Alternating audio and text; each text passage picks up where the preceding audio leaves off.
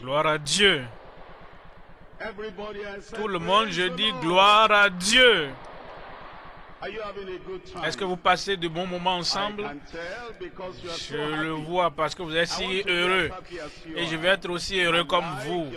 J'aime votre joie et votre bonheur. Est-ce que vous pouvez acclamer pour vous-même?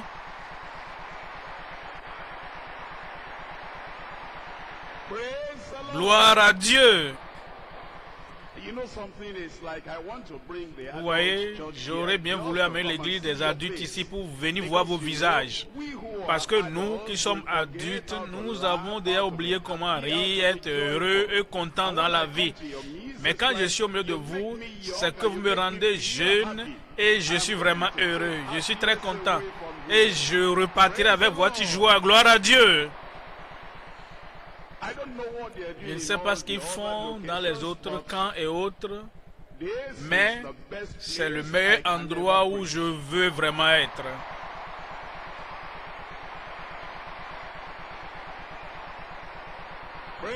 Gloire à Dieu. Ce mois, très tôt, je suis allé hors de l'Afrique. Et j'ai entendu des histoires sur les jeunes là-bas dans ce pays. Et les histoires n'étaient pas vraiment très bonnes. Oh, je me suis dit, si je pouvais amener ces gens-là ici pour qu'ils se promènent et voient comment vous êtes. Vous êtes la meilleure assemblée que j'ai en ce jour. Gloire à Dieu.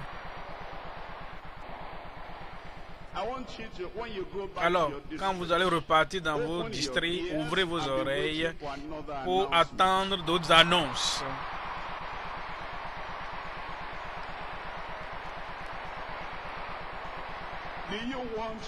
Est-ce que vous le voulez? Est-ce que vous voulez notre conférence pour les jeunes?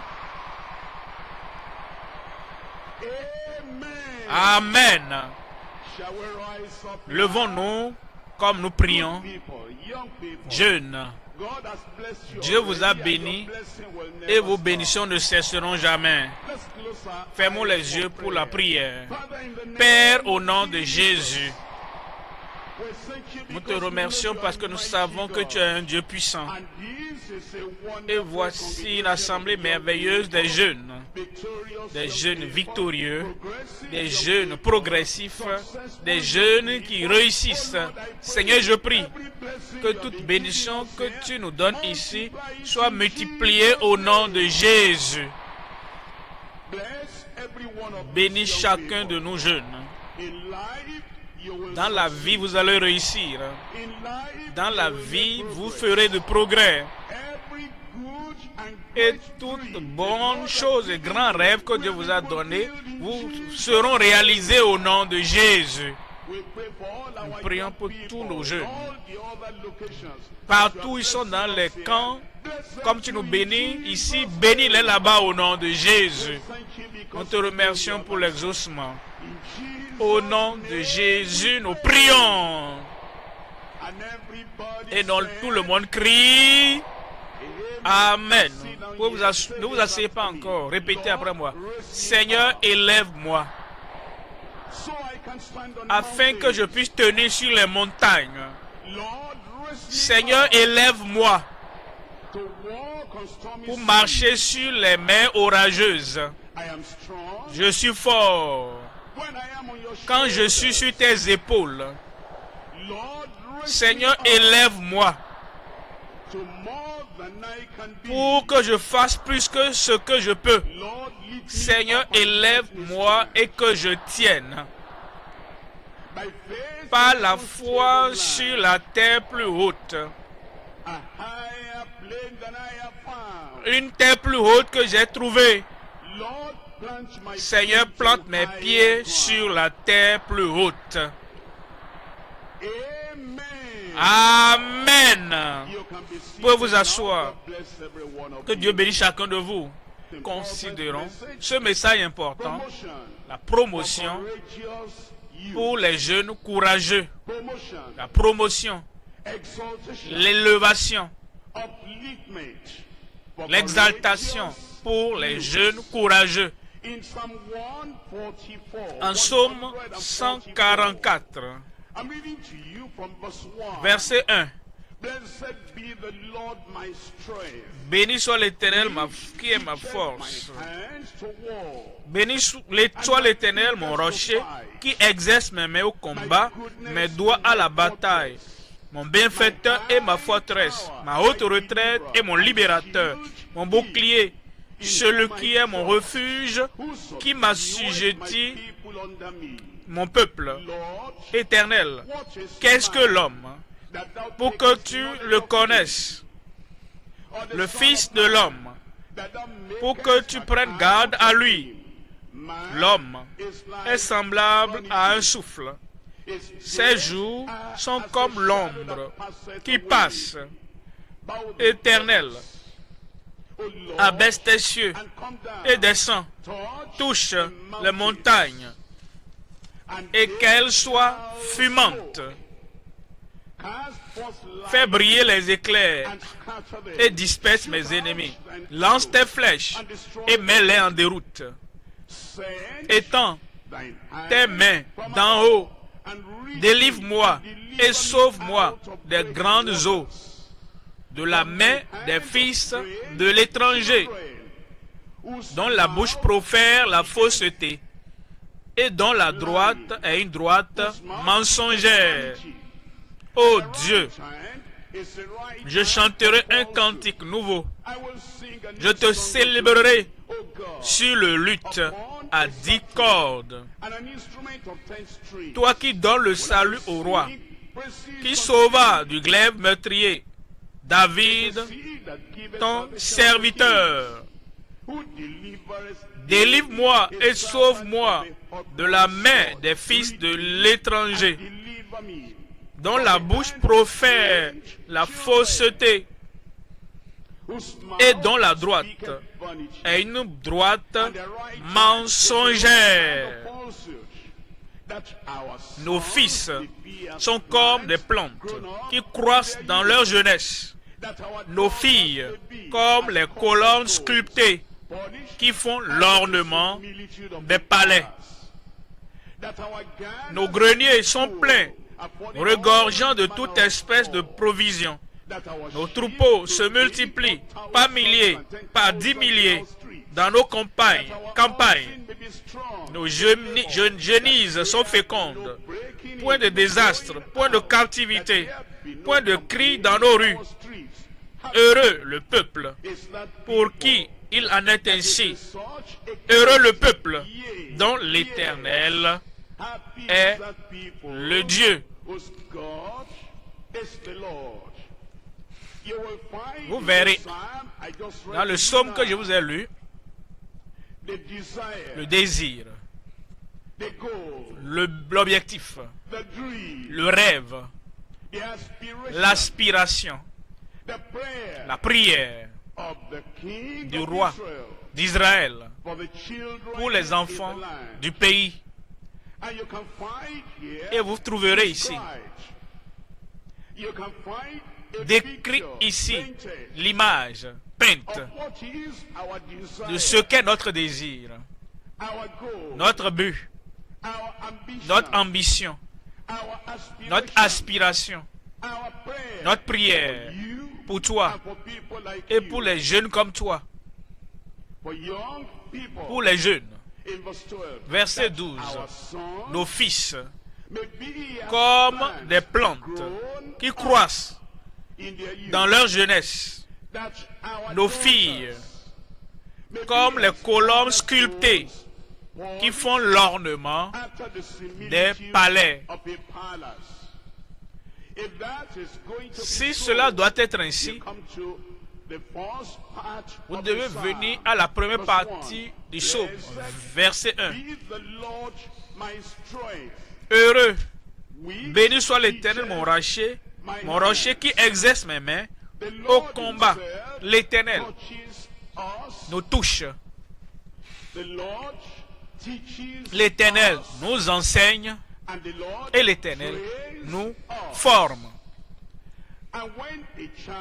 Et lorsqu'un enfant est enseigné, lorsqu'un enfant est touché, lorsqu'un enfant est formé par l'Éternel lui-même, vous verrez que cet enfant sera comme une plante, comme une colonne, une plante bien semée qui porte du fruit, ou sera comme les colonnes du palais, sculptées, stable, stabilisé, capable de porter le poids de cet immeuble, de cette responsabilité. Dans le verset 2, mon bienfaiteur, ma forteresse, ma haute retraite et mon libérateur, mon bouclier, celui qui est mon refuge, qui m'assujettit mon peuple. Cela veut dire alors, ces jeunes, comme ils rencontrent le Seigneur, vous faites de lui votre sauveur, votre berger, faites de lui votre soutien, faites de lui votre supporter, votre suffisance. Vous verrez, il vous bâtit et vous donne la promotion pour avoir de grands honneurs. Et je voudrais vous dire que la promotion est possible pour chaque enfant. Et nous tous ici, nous aurons cette promotion. Dieu nous a donné tout ce qu'il nous faut pour que nous puissions réussir. Et si nous utilisons ce que nous avons, qu'est-ce que nous avons? Nous avons notre corps, nous avons la force, nous avons la santé, nous avons un bon cerveau. J'ai un bon cerveau. Dis, j'ai un bon cerveau. Ceux dont vous lisez l'histoire dans la vie, peut-être que c'est dans vos livres à l'école, et qui sont des experts. Et ceux qui ont examiné le cerveau nous disent que l'individu moyen, qui n'a pas encore utilisé 1/10% de son cerveau, mais ils arrivent à monter. Et les scientifiques nous disent, ceux qui étudient le cerveau humain, si quelqu'un sur la terre peut utiliser un quart des possibilités de son cerveau, il dépassera le plus grand scientifique de la terre. Dieu nous a donné le cerveau. Il nous a donné un esprit. Il nous a donné des oreilles pour entendre, des yeux pour voir, des mains et des pieds pour bouger. Il nous a donné du temps. Le temps qu'il nous a donné, un grand dépôt dans nos vies. Il nous a donné la connaissance présente et passée. C'est sur la connaissance passée que nous bâtissons, partant de ce que nous connaissons pour avoir ce que nous ne connaissons pas. Il nous a donné Christ au-delà de tout. Il nous a donné la grâce. Il nous a donné le salut. Il nous a donné plusieurs promesses dans la Bible. Et au-delà de tout ça, pas dessus tout, il nous a donné des enseignants qui s'intéressent à nous et veulent que nous réussissions. Tout ce que Dieu nous a donné, si nous pouvons les utiliser de façon profitable, de façon sensible, et si nous pouvons utiliser toutes les opportunités que Dieu nous a données, tous les talents, les dons, il n'y a pas de raison pour que quelqu'un parmi nous ne réussisse pas. Et nous allons réussir. Nous allons prospérer. Cette promotion dont nous parlons, c'est pour toi. C'est pour tout un chacun. La promotion des jeunes courageux. Vous devez tout utiliser de façon profitable, de tout ce que Dieu nous a donné. Sans aucun nombre de doutes, nous allons réussir et prospérer et nous aurons la promotion. Le message a trois parties. Premièrement, la préparation des jeunes courageux et non compromettants. La préparation des jeunes courageux et non compromettants.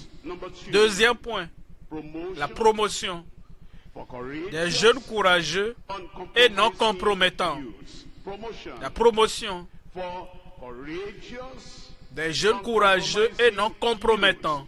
Troisième point, la préservation des jeunes courageux et non compromettants.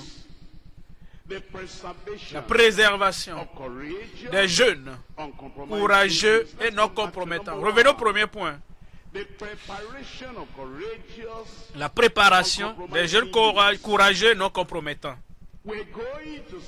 Nous allons réussir. Mais le chemin du succès, c'est d'apprendre comment utiliser deux mots importants. Le chemin du succès, c'est de connaître deux mots importants. Le chemin qui mène au succès, c'est de connaître quand, comment et pourquoi utiliser ces deux mots importants. Et ces deux mots importants sont très simples, que tout le monde connaît. Mais plusieurs n'utilisent pas ces mots quand il faut l'utiliser, lorsqu'il faut les utiliser, la manière dont il faut les utiliser et à qui ils doivent les utiliser. Et si tu peux apprendre comment utiliser ces deux mots que je vais vous donner, Dieu va bâtir le courage dans votre vie. Et Dieu vous permettra, sur la force et la capacité de savoir quand, où, comment, pourquoi utiliser ces mots, alors vous pourrez avancer. Le premier mot, très simple, c'est le mot no. Non. N-O-N en français. Quand est-ce qu'il faut dire non? Le deuxième mot, c'est oui. Vie pour savoir dire oui. Si tu connais ces deux mots, non. Quand est-ce qu'il faut dire non? Et tu sais pourquoi il faut dire non? À quoi dire non? Comment dire non? À qui dire non? Et si tu connais le mot oui, et tu sais quand dire oui, pourquoi il faut dire oui, quand il faut dire oui, comment dire oui, à qui dire oui, alors tu apprendras à dire non, tu vivras pour dire oui. Et la combinaison de cela dans ta vie te fera avancer. Laissez-moi vous montrer ce que je vais dire dans les Écritures. Genèse 39. Genèse 39. Verset 7. Genèse 39, 7.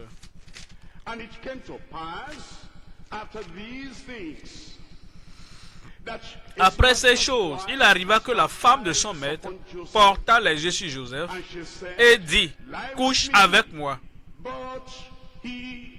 Il refusa.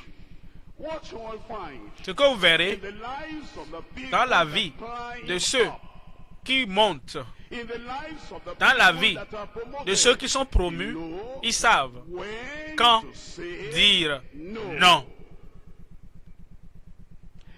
Ils savent à qui dire non. Et ils savent à quoi dire non. Ils savent où dire non. Voici Joseph. Si vous regardez Joseph, Il a été promu, oui, c'est vrai, il a été promu. Il a été élevé. Mais ne voyez-vous pas? Il savait. Connaissez ce petit mot? Non. Et il a appris à utiliser ce mot. Non. Pendant combien de temps a-t-il utilisé? Vous devez aussi apprendre cela dans votre vie. Vous devez apprendre quand dit, comment le dit, à qui le dit et où le dire. Et savoir pendant combien de temps le dire. Verset 10. Quoiqu'elle parla tous les jours à Joseph, il refusa de coucher auprès d'elle, d'être avec elle. Pendant combien de temps le dire non? Une autre chose. Nous sommes en Ruth. Chapitre 1. En Ruth 1. Ruth 1,15. Elle dit, voici ta belle fille est repartie vers ses dieux. Retourne comme ta belle-sœur. Mais Ruth dit, ne me presse pas de te quitter. Elle savait comment dire non. Elle savait aussi quand dire non. Elle respectait Naomi, sa belle-mère. Normalement, elle doit obéir à Naomi, sa belle-mère. Elle a apprécié Naomi, sa belle-mère. Mais maintenant, c'était une épreuve de persistance et de persévérance sur Ruth. Ta belle-sœur est retournée. Toi aussi, tu peux retourner. Mais elle savait quand il faut dire non. Comment dire non? À qui dire non? Elle savait où il faut dire non. Voilà pourquoi elle a dit, ne me presse pas de te quitter, ni de retourner. Là où tu iras, j'irai. Où tu demeureras, je demeurerai. Ton peuple sera mon peuple, et ton Dieu sera mon Dieu. Là où tu mourras, je mourrai. Et j'y serai enterré. Que l'Éternel me traite dans toute sa rigueur, si autre chose que la mort vient à me séparer de toi. Naomi la voyant décider à aller avec elle, cessa d'insister auprès d'elle. 1 Samuel 24. Il vous montre les gens qui ont été promus dans la Bible. Et comment ils ont été promus. Et comment Dieu les a promus. Ils savaient comment dire non. 1 Samuel 24. 1 Samuel 24, 2. Lorsque Saül fut revenu de la poursuite des Philistins, on vint lui dire, voici David. Verset 3, lui, Saül prit 3000 hommes d'élite sur tout Israël.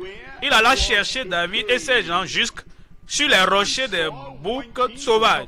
Il arriva des parcs de brebis qui étaient près du chemin.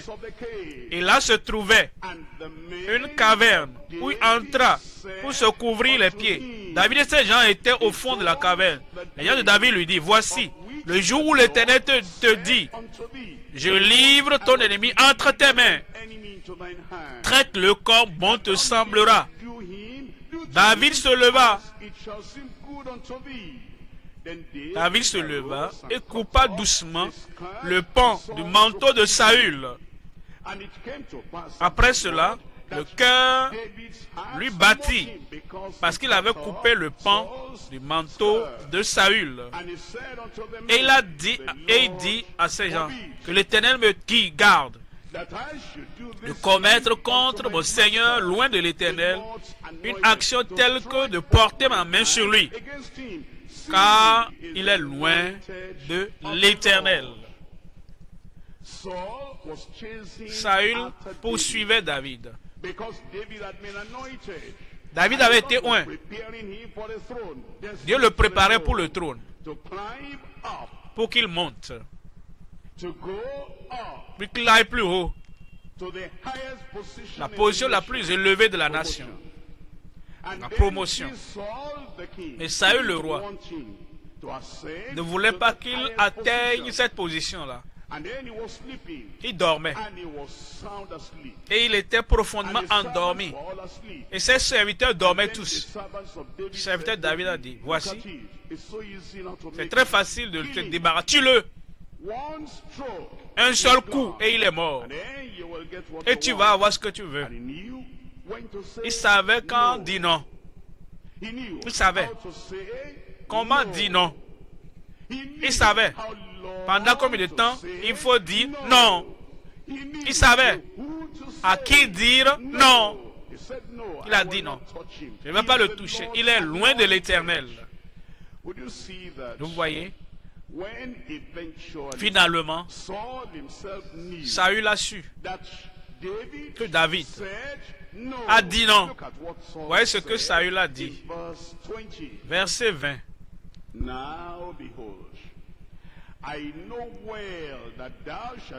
Maintenant, voici, je sais que tu régneras et que la royauté d'Israël restera entre tes mains.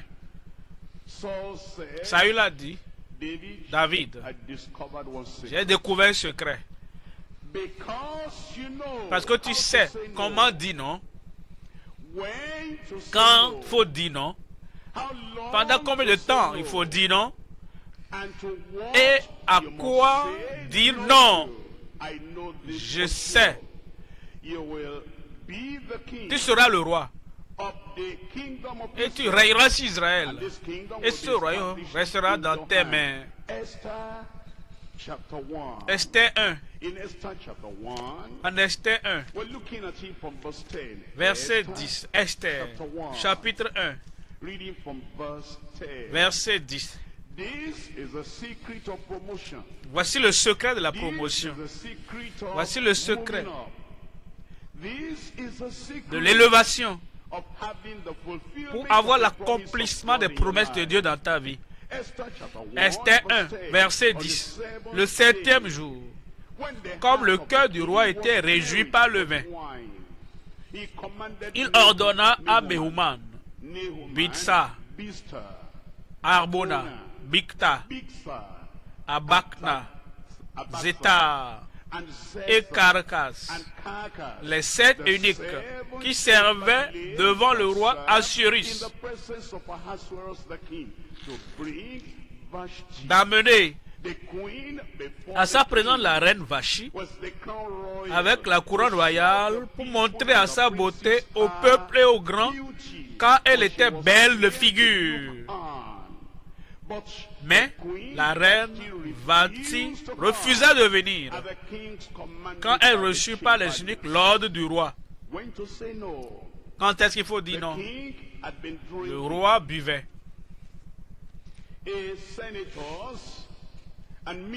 Ses sénateurs et ministres buvaient avec lui. Et il était mi-sensible, mi-ivrogne. Et il a demandé, sachant que sa femme, la reine, était très belle. Il a dit, allez amener la reine, qu'elle vienne montrer à ces ivrognes sa beauté. Le secret de la vie, le secret de la prominence, le secret de la promotion, le secret du pouvoir et le secret pour élever, c'est quand dit non. Et Vati a dit non. Ce n'est pas le type de personne à qui je dois montrer ma beauté. Et le roi ne parle pas aussi dans son bon sens. Il est mi-sobre, mi-ivrogne. Ce n'est pas le moment d'obéir au roi. Je ne viendrai pas. Pour que Dieu te donne la sagesse. Quand tu grandis, en tant que jeune fille, tu dois savoir à quoi dire non. Quand dire non. Où il faut dire non. en la présence des personnes mi-ivrognes, mi-sobres. Parce qu'elle savait à qui dit non et pendant combien de temps dit non. Ça, c'est prendre sa position. Ça, c'est le courage d'une personne qui sait ce que c'est que la vie.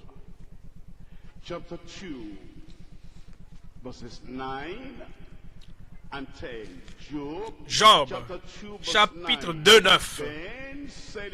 Sa femme lui dit, tu demeures ferme dans ton intégrité. Maudit Dieu et meurs. Mais Job lui répondit, tu parles comme une femme insensée. Quoi? Nous recevons de Dieu le bien et nous ne recevrions pas aussi le mal. En tout cela, Job ne pécha point par ses lèvres. Job a dit, non. Pour savoir et comprendre, comme Dieu te forme. Vous savez, Dieu au début a touché David, a transformé, enseigné David. Alors la touche, la transformation, la formation, bâtit quelqu'un en David qui est devenu un roi. Comme nous retraçons l'histoire de ces personnes qui ont été élevées, qui ont été exaltées, promues. Vous voyez le cas de Joseph, il a eu plus que ce qu'il avait. Et le secret, c'est qu'il savait quand il faut dire non, comment dire non, où il faut dire non, à quoi dire non. Voyons le cas de Néhémie, chapitre 6. En Néhémie 6, verset 3. Néhémie 6, verset 3. Je leur ai envoyé des messagers avec cette réponse. J'ai un grand ouvrage à exécuter et je ne puis descendre. Le travail serait interrompu pendant que je le quitterai pour aller vers vous. Il y avait certaines personnes, Shambhala, Tobia. Ce qui se passait ici, Néhémie bâtissait une muraille. Les murailles s'étaient écroulées. Écoutez-moi, jeunes, depuis plus de 120 ans. Et tout était en ruine. Il y avait la confusion, la honte. Les murailles s'étaient écroulées pendant plus d'un siècle. Maintenant, Néhémie a eu un rêve. Je serai la personne qui va relever ces murailles. Shambhala, Tobia. Et les ennemis, ils l'appelaient. Ne sois pas trop sérieux. Ne sois pas trop engagé. La chose est là depuis plus de 100 ans. Est-ce que tu essaies de battre un record? Tout le monde a regardé ça et a détourné les regards. Qu'est-ce que tu essaies? Viens. Venons parler. Il a dit, je fais un grand ouvrage. Je ne peux pas venir maintenant. Tu dois savoir, dans tes études, et les choses que tu fais, c'est plus important que toutes les invitations des garçons et des filles de ton école, de ton environnement. Viens voir ceci, viens voir cela, viens, allons là-bas. Tous ceux qui vont voir sur l'internet pour que tu vois. Tu dois savoir que ce que tu fais dans tes études est un grand ouvrage. Tu dois savoir donc quand dit non, je fais un grand ouvrage, je ne peux pas venir. Verset 4. Il m'adressait 4 fois la même demande et je leur fis la même réponse. Shambhala m'envoya ce message une 5e fois par son serviteur qui tenait à la main une lettre ouverte. Il y était écrit, le bruit se répand parmi les nations et Gashmu affirme que toi et les Juifs Vous pensez à vous révolter. Ils voulaient utiliser le commérage, le mensonge. Ils voulaient dire quelque chose pour qu'ils puissent se défendre, pour abandonner le travail qu'ils faisaient. Verset 7. Et tu as même établi des prophètes pour te proclamer à Jérusalem roi de Juda. Verset 8. Je fis répondre à Sambala, ce que tu dis là n'est pas, c'est toi qui l'inventes. Tous ces gens voulaient nous effrayer. Et ils se disaient, ils perdront courage et l'œuvre ne se fera pas. Maintenant, ô Éternel Dieu, fortifie-moi. Verset 11 maintenant. Je répondis, un homme comme moi prend la fuite. Et quel homme tel que moi pourrait entrer dans le temple et vivre? Je n'entrerai point. Cet homme Néhémie savait quand dit non. Ça, c'est le secret du succès. Même chose pour toi. Si tu apprends à dire non, si tu vis pour dire oui, tu vas réussir. Verset 15. La muraille fut achevée. La muraille fut achevée le 25e jour du mois d'Élul, en 52 jours. En 52 jours, il a battu un record mondial. Si tu veux battre des records, si tu veux être en haut et battre tous les records dans ton école, dans ta vie, tu seras comme Néhémie. Je fais un grand ouvrage. Je me prépare pour un grand examen. Ce n'est pas le moment de me distraire. Tu sais quand il faut dire non. Tu sais comment dire non. Tu sais à qui dire non. Tu sais à quoi tu dois dire non. Ça, c'est la beauté dans la vie de ceux qui ont réussi. Jérémie 37. Jérémie 37, 5 et 6.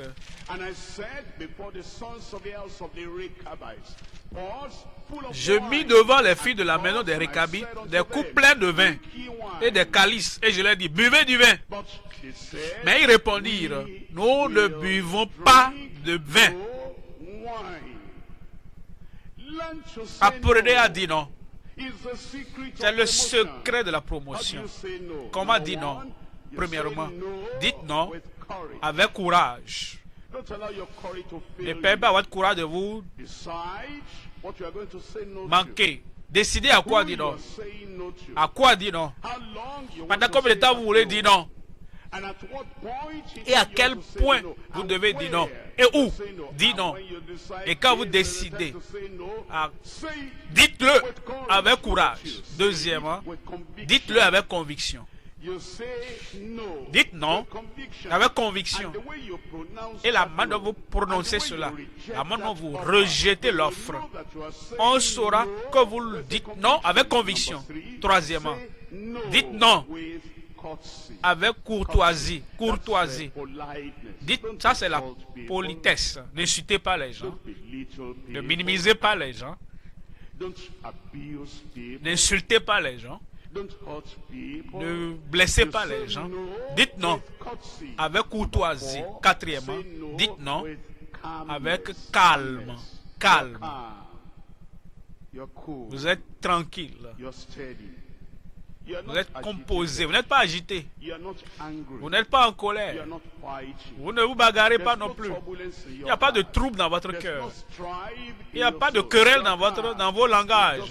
Vous dites non. Oui, j'ai dit non. Oui, je le dis avec conviction. Oui, je le dis avec courtoisie. Oui, je le dis avec calme. Cinquièmement, vous dites non avec confiance. Vous avez confiance en votre Dieu. Et vous savez que c'est là la direction à suivre. La chose importante en ce moment en tant qu'adolescent, c'est de focaliser sur vos études. La chose importante en ce moment en tant que jeune, c'est d'avoir un rêve, de réussir, d'avoir de bons résultats, de grands résultats, des résultats qui battent des records. Et vous devez donc comprendre qu'il faut dire non avec confiance. Sixièmement, dites non avec consistance. Quand vous dites non, continuez à le dire ce non. La même chose. S'il y a quelque chose qui est similaire, prêtez attention. Quelqu'un a demandé quelque chose. Est-ce que tu peux te lever et aller avec moi? J'étudie. Non, je ne peux pas aller. J'ai un examen à passer. Et j'ai décidé de me préparer. J'ai décidé que je serai en haut. Je ne peux pas aller. Ah, d'accord. Continue avec tes études. Une autre personne vient et demande la même chose.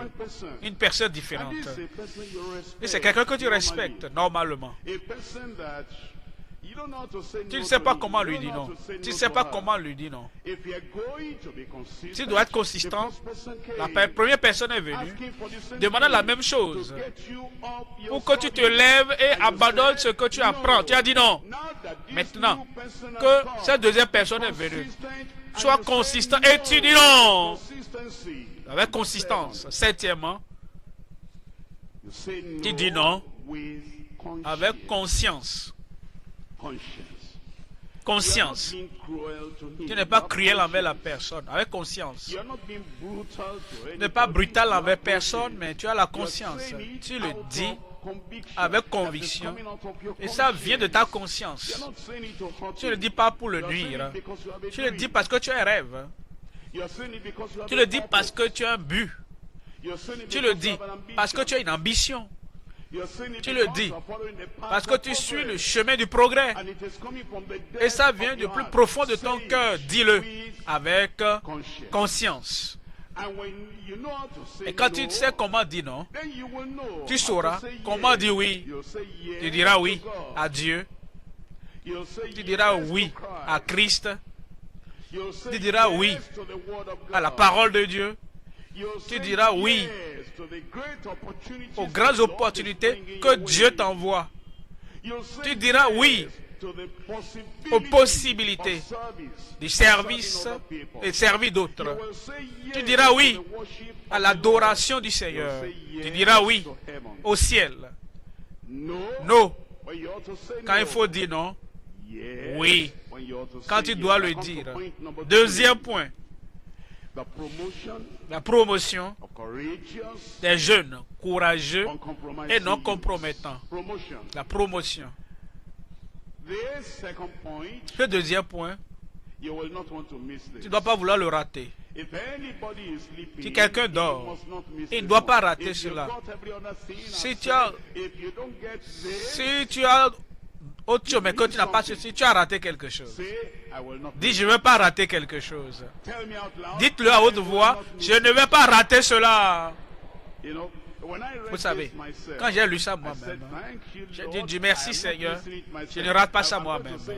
Je vais le dire pour moi-même. Je ne sais pas ce que tu fais moi-même. Je ne vais pas rater cela.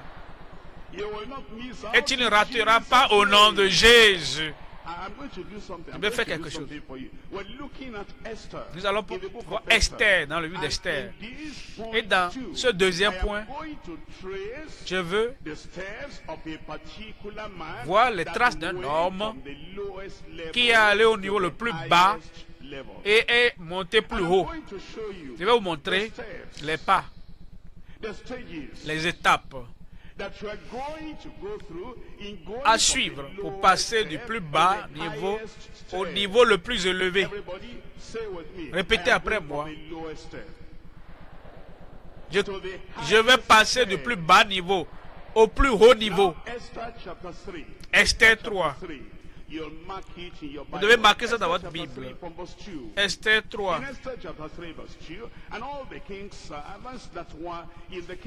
3:2.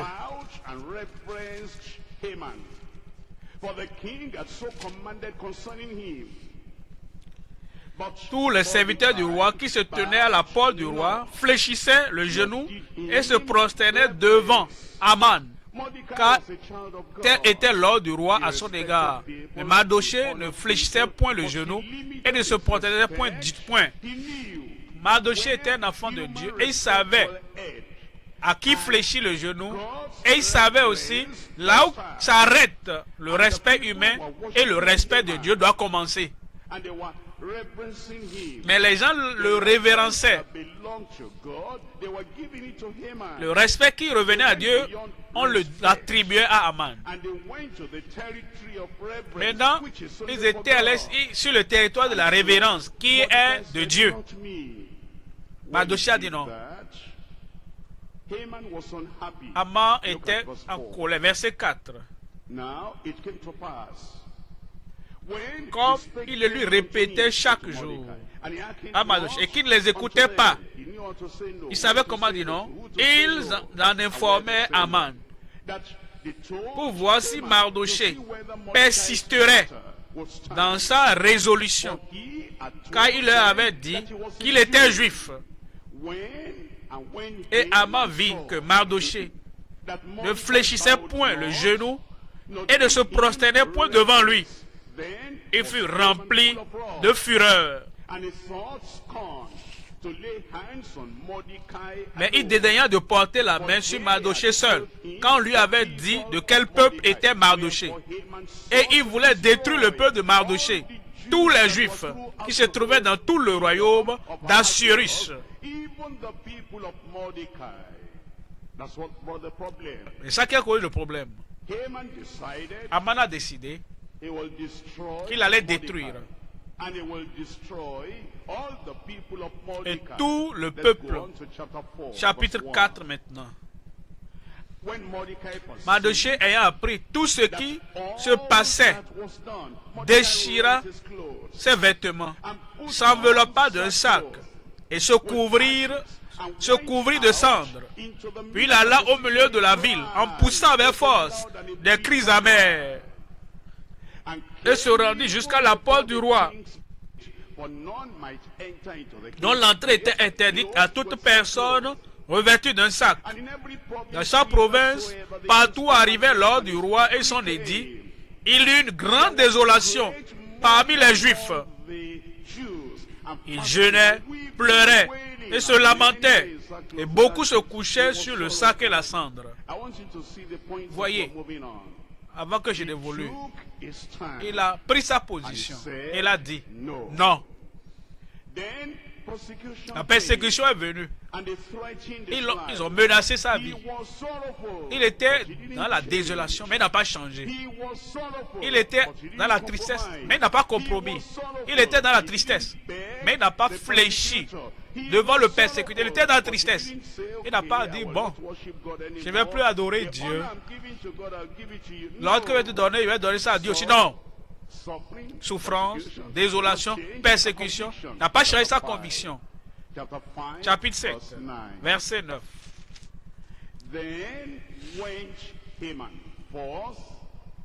Aman sortit ce jour-là, joyeux, et le cœur content. Mais lorsqu'il vit à la porte du roi Mardochée, qui ne se levait ni se remuait devant lui, il fut rempli de colère contre Mardochée. Suivez l'histoire très bien. Mardochée avait déjà des problèmes parce qu'il a dit non. L'honneur que je donne à Dieu, je ne peux pas donner ça à un homme. Sa vie a été déjà menacée. Cependant, comme Aman passait maintenant, au lieu de dire d'accord, s'ils veulent que je change, non, il n'a pas changé, il a continué. Quand Aman vit cela, il fut rempli de colère. Néanmoins, il a su se contenir. Verset 10. Puis il envoya chercher ses amis et Zérach sa femme. Aman leur parle de la magnificence de ses richesses, du nombre de ses fils, de tout ce qu'avait fait le roi pour l'élever en dignité et du rang qu'il lui avait donné au-dessus des chefs et des serviteurs du roi. Il ajouta, je suis même le seul que la reine Esther ait admis avec le roi au festin qu'elle a fait. Et je suis encore invité pour demain chez elle avec le roi.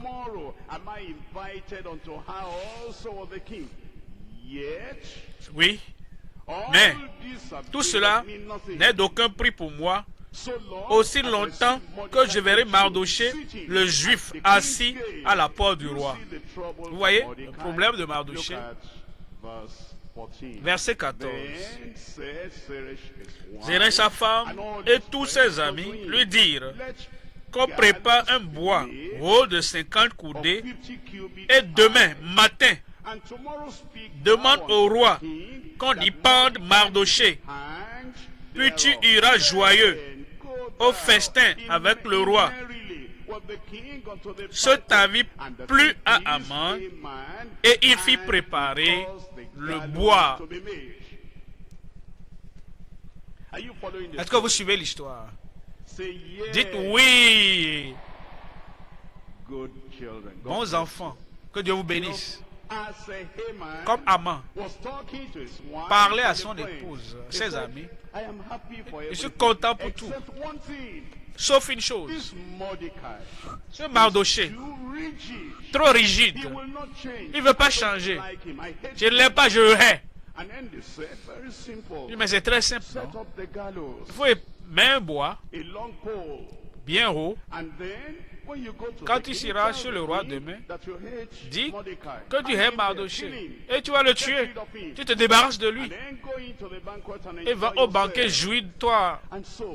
Alors, l'homme, Aman, disait d'accord, j'ai eu la solution. Je vais régler le compte de cet homme. Chapitre 6. Cette nuit-là, le roi ne put pas dormir. Est-ce que nous lisons la Bible ensemble? Cette nuit-là, le roi ne put pas dormir. Et il se fit apporter le livre des annales, les chroniques. On les lut devant le roi. Et l'on trouva écrit ce que Mardoché avait révélé au sujet de Bigtan et de Teresh, les deux eunuques du roi, gardes du seuil, qui avaient voulu porter la main sur le roi Assyrus. Le roi dit, quelle marque de distinction et d'honneur Mardoché a-t-il reçu pour cela? Il n'a rien reçu, répondirent ceux qui servaient le roi. Alors le roi dit, qui est dans la cour?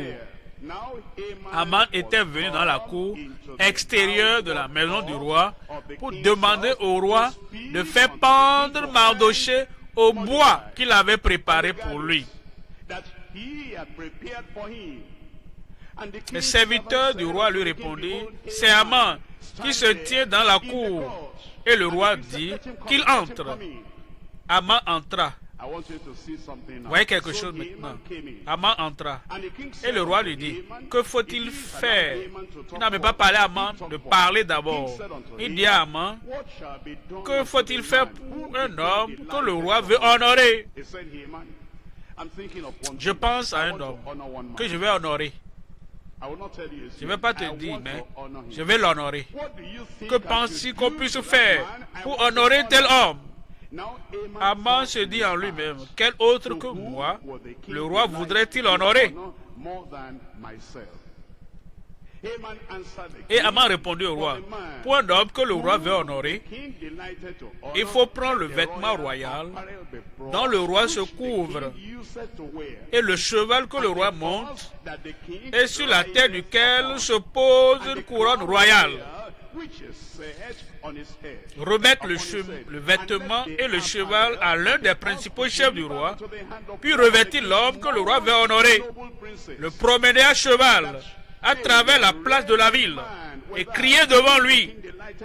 C'est ainsi que l'on fait à l'homme que le roi veut honorer.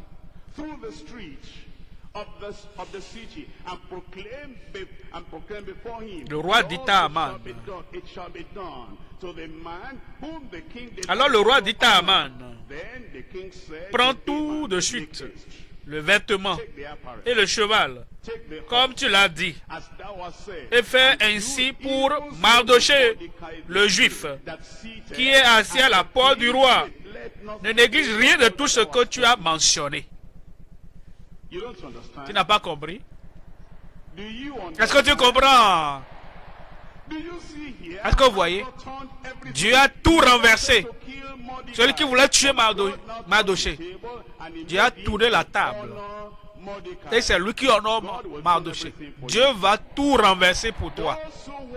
Ceux qui veulent te détruire, c'est eux-mêmes que Dieu va utiliser pour t'honorer au nom de Jésus. Verset 11. Et Aman prit le vêtement et le cheval, il revêtit Mardochée, il le promena à cheval à travers la plaine de la ville et cria devant lui. C'est ainsi que l'on fait à l'homme que le roi veut honorer. Mardochée retourna à la porte du roi et toujours stable. Et Aman se rendit en hâte chez lui, désolé et la tête voilée. La honte est venue sur lui. Celui qui voulait tuer, il a été promu. Tu seras promu. Et Aman raconta à Zeresh, sa femme et à tous ses amis, tout ce qui lui était arrivé. Et ses sages et Zeresh, sa femme, lui dirent, si Mardochée, devant lequel tu as commencé de tomber, est de la race des Juifs, tu ne pourras rien contre lui, mais tu tomberas devant lui. Sa femme lui a dit, Mardochée est enfant de Dieu. Mardochée est une personne qui sert Dieu, qui honore Dieu. Mardochée, il est des Juifs. Tu as commencé à tomber devant lui. Tu vas continuer à tomber. Tu ne pourras pas le vaincre. Est-ce que vous voyez? Si tu es enfant de Dieu, comme Dieu lui-même t'a promu et élevé, personne ne peut te faire descendre de cette haute position au nom de Jésus. Chapitre 7, 9. Et Arbona, l'un des eunuques, dit en présence du roi, voici le bois préparé par Aman pour Mardochée, qui a parlé pour le bien du roi, est dressé dans la maison d'Aman à une hauteur de 50 coudées. Le roi dit qu'on y pende Aman. Et l'on pendit Aman au bois qu'il avait préparé pour Mardochée. Et la colère du roi s'apaisa. Chapitre 8, 15. Mardochée sortit de chez le roi avec un vêtement royal bleu et blanc, une grande couronne d'or, un manteau de byssus et de pourpre. La ville de Suse poussait des cris et se réjouissait. Il y avait pour les Juifs que bonheur et joie, allégresse et gloire. Dans chaque province et dans chaque ville, partout où arrivait l'ordre du roi et son édit, il eut parmi les Juifs de la joie et de l'allégresse, des festins et des fêtes. Et beaucoup de gens d'entre les peuples du pays se firent juifs, car la crainte des Juifs les avait saisis. Dieu a promis Mardochée et Dieu a élevé même le peuple de Mardochée, les Juifs. Chapitre 9. 9.4. Car Mardochée était puissant dans la maison du roi et sa renommée se répandait dans toutes les provinces parce qu'il devenait de plus en plus puissant. Tout le monde crie de plus en plus grand. Qu'est-ce que vous remarquez? Parce que l'histoire de Mardochée nous montre le chemin, la voie qui fait passer du plus bas niveau au niveau le plus élevé. Qu'est-ce que je vois? Premièrement, la pureté personnelle. La pureté personnelle. L'honneur qu'il a décidé de donner à Dieu, il ne donnera pas ça à un homme. La pureté personnelle. Deuxièmement, la persécution douloureuse. La persécution douloureuse. Il a pris ça pour décision. Je tiens pour Dieu. Je vais honorer Dieu. Aucun homme.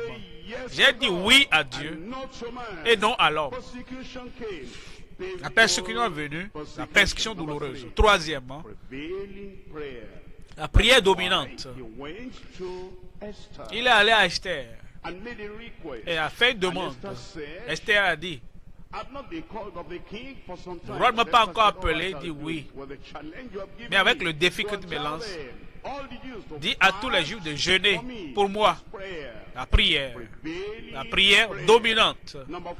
Quatrièmement, la protection appropriée. Après qu'Aman ait mis le bois pour le pendre, Dieu a utilisé la nuit troublée du roi pour vérifier dans les annales et il lui a donné la protection appropriée. Cinquièmement, le privilège d'un prince. Il l'a placé sur le cheval et l'a revêtu d'un vêtement royal. Et il a parcouru la ville. Voici l'homme que le roi veut honorer. Le privilège d'un prince. Sixièmement, la promotion permanente. Il a été élevé. Et quand il a été élevé, il n'est plus jamais reparti en bas. Il en sera ici pour toi. Dieu va te lever. Et tu ne reviendras plus en bas au nom de Jésus. Septièmement, la position prominente. Finalement, c'est ce que Mardochée a eu. La possession prominente. Comme tu notes et tu suis cela dans ta vie et tu dis, par la purification du sang de l'agneau, j'aurai la pureté personnelle et dans la foi du Seigneur, je vais supporter la persécution douloureuse et être fort dans le Seigneur par la prière dominante. J'ai la foi en Dieu pour avoir la protection appropriée.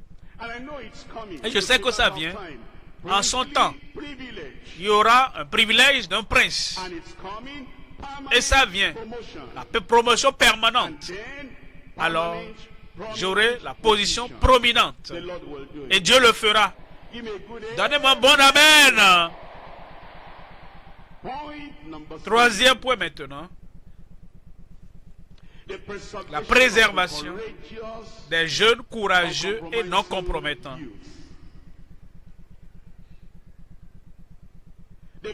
La préservation des jeunes courageux non compromettants. Vous devez remarquer quelque chose. Quand Dieu accorde la promotion,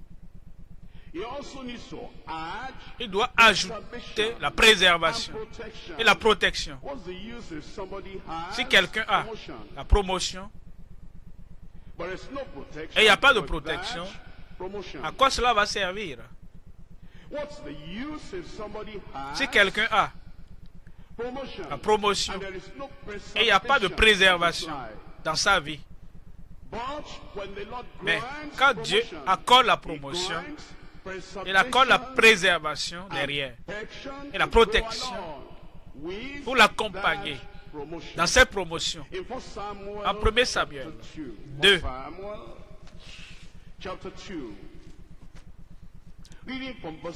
verset 8. 1 Samuel 2, verset 8. De la poussière retire le pauvre, du fumier il relève l'indigent pour le faire asseoir avec les grands. Et il leur donne en partage un trône de gloire. Car à l'Éternel sont les colonnes de la terre. Et c'est sur elle qu'il a posé le monde. La promotion que Dieu donne. Remarquez quelque chose. Quand cette promotion est suivie par la préservation, verset 9, il gardera les pas de ses bien-aimés. Mais les méchants seront réduits au silence, car l'homme ne triomphera point par la force. Vous devez apprendre ici.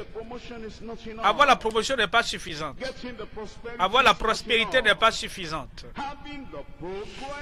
Avoir le progrès n'est pas suffisant. La protection doit accompagner cette promotion. Le progrès doit aller avec la protection. Parce que c'est quand Dieu vous protège et vous préserve que vous pourrez jouir de la promotion qu'il vous a donnée. Daniel 1, 20 et 21. Daniel, chapitre 1, 20 et 21.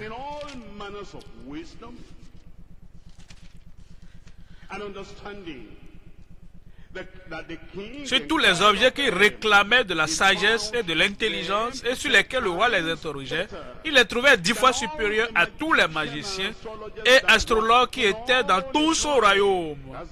Ça, c'est la promotion.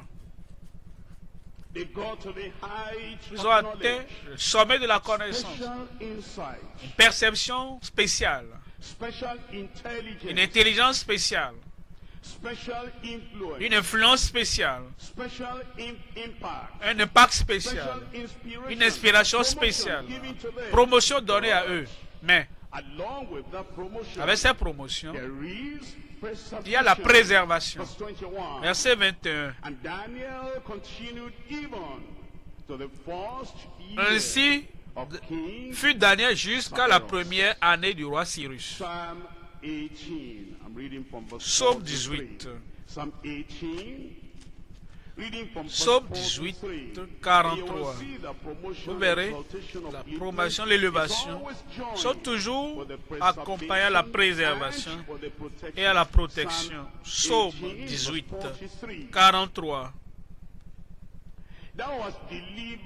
Tu me délivres, verset 44. Tu me délivres des dissensions du peuple. Tu me mets à la tête des nations.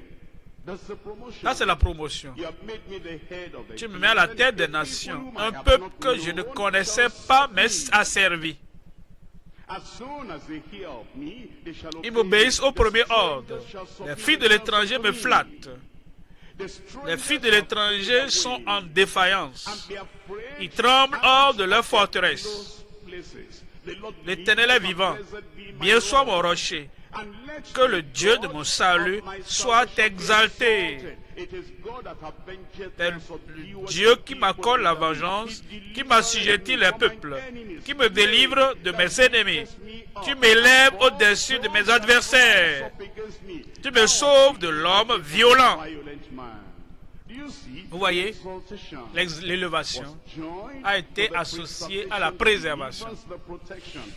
Délivrance, protection. Psaume 91. Toujours ensemble. La promotion et la préservation.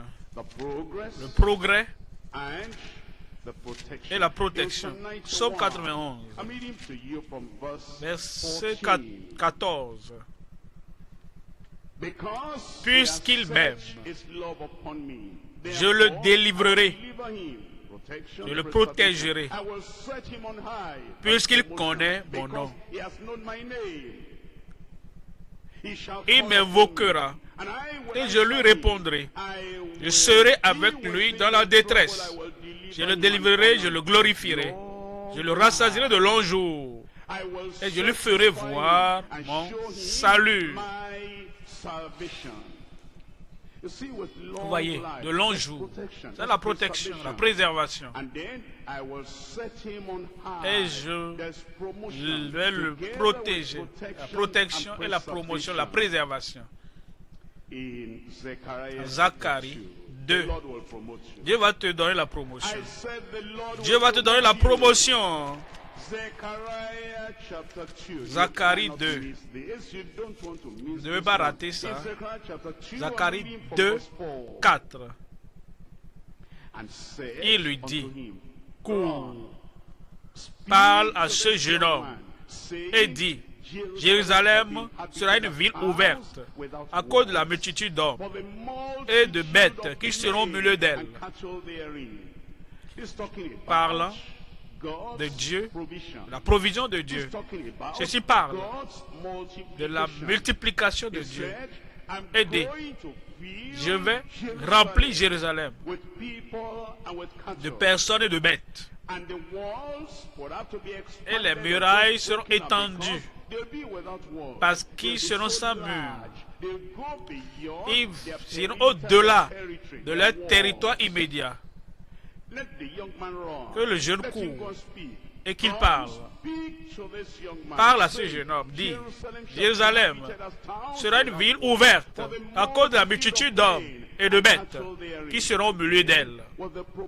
Avec la promotion, avec l'abondance, avec la prospérité, avec la provision, viennent la préservation et la protection. Verset 5. Je serai pour elle, dit l'Éternel, une muraille de feu tout autour, et je serai sa gloire au milieu d'elle. C'est ce que le Seigneur veut faire. Et il lancera ainsi dans ta vie au nom de Jésus. Tu repars à la maison avec l'assurance de la promotion. Tu retournes à la maison avec l'assurance de l'élévation. Et le succès, la promotion, Dieu te donne, que Dieu te donnera, personne ne l'arrachera au nom de Jésus. Parce que Dieu va te protéger. Dieu va préserver ta vie. Et si Jésus tarde à venir, et je dois te voir encore prochainement, l'année prochaine ou une autre année, tu seras là. J'ai dit tu seras là. Et quand tu viendras avec des témoignages. Tu viendras avec des témoignages. Tu diras oui, le Seigneur l'a fait. Il m'a donné la promotion. Il m'a également protégé. Et nous te donnerons la chance et tu vas donner ton témoignage au nom de Jésus. Oui, l'Éternel, je serai pour elle une muraille de feu tout autour. Je serai la gloire au milieu d'elle. Car ainsi parle l'Éternel. Après la gloire aux nations qui vous ont détruites. Verset 8. Quiconque vous touche la prunelle de l'œil de Dieu. Personne ne peut plus te toucher. Aucune sorcière ne peut plus te toucher. Aucun herboriste ne pourra plus te toucher. Celui qui te touche, touche la prunelle de l'œil de Dieu. Vous savez, c'est comme si le fils d'un président est là et ne sait pas comment même se battre. Et certains garçons, certaines filles veulent le toucher. Il regarde et il attend. Et les soldats, les gardes du corps attendent. Avant qu'ils ne voient les gardes du corps et autres. Assieds-toi là-bas. Et il s'assoit. Comme si des personnes. Alors il a vu le véhicule, il a vu les soldats, il a vu les gardes du corps. Et il se lève. Et il se lève les épaules bien hautes. Il dit, tu voulais me toucher, non? Viens me toucher maintenant. Viens me toucher maintenant. Il se lève. Il regarde. Il voit les soldats. Et ces gens, ils sont fermes. Le visage. Il retourne. Tu ne peux plus me toucher. Et personne ne peut te toucher. Et dit, personne ne pourra plus te toucher. Parce que tu es l'enfant du roi. Le roi des rois est ton père. Il t'a promu. Il va te protéger. Il va te préserver. Et rien ne pourra plus t'arriver au nom de Jésus. Si tu es l'enfant du roi, lève-toi sur tes pieds avec confiance et courage. Et sache que ta promotion est venue. Sache que ton élévation est venue. Ta protection est venue. Rien ne pourra plus te toucher. Tu vas avec joie. Tu rentres avec promotion. Avec la protection du Seigneur. Avec toi au nom de Jésus. Pour ta bouche, prie le Seigneur. Seigneur, merci, je t'appartiens. Je suis enfant du roi. Je suis la fille du roi. Je suis le fils du roi. Je sais que tu vas me donner la promotion. Je sais que tu vas me donner le succès. Je sais que tu vas me préserver. Je sais que tu vas me protéger. Tu vas me lever. Tu vas protéger ma vie. Quiconque essaie de me toucher va toucher la prunelle des yeux de Dieu. Dans ton cœur au Seigneur Jésus. Et je ne l'ai pas encore fait. Quand tu sois l'enfant du roi, le Seigneur va te donner la promotion. Au nom de Jésus, nous prions. Jeune victorieux, donnez-moi un grand amen. Je te verrai encore avec un sourire au visage, avec la joie dans ta vie, avec de bons diplômes dans ta vie. Nous irons au sommet de la montagne. Personne ne pourra t'arrêter. Tu arriveras là-bas. La maladie est ôtée. L'affliction est ôtée. Toute malédiction, tout joug ôté. Ton heure de promotion a sonné. Lève tes mains et prions ensemble. Père, au nom de Jésus. Merci parce que voici le jour. Jour de promotion, jour de succès, jour de prospérité. Je prie, Seigneur, que l'esprit du conquérant soit mis dans chaque vie au nom de Jésus. Tous ces ennemis du succès, du progrès, je les chasse loin de tes enfants au nom de Jésus. Toutes les maladies qu'ils venaient au moment des examens, vos maladies, sortez de leur vie au nom de Jésus. Les mauvais rêves, les cauchemars, toutes les malédictions de l'ennemi, les jours de l'ennemi, soyez détruits au nom de Jésus. Je déclare la bénédiction sur vous. Je déclare la promotion sur chacun de vous. Je déclare le succès pour chacun de vous. Tous ces enfants, longue vie. Longue vie. Longue vie. Vous ne mourrez pas jeune. Vous vivrez pour jouir de votre vie au nom de Jésus. Fais-le dans chaque vie, Seigneur. Au nom de Jésus, nous prions. Amen.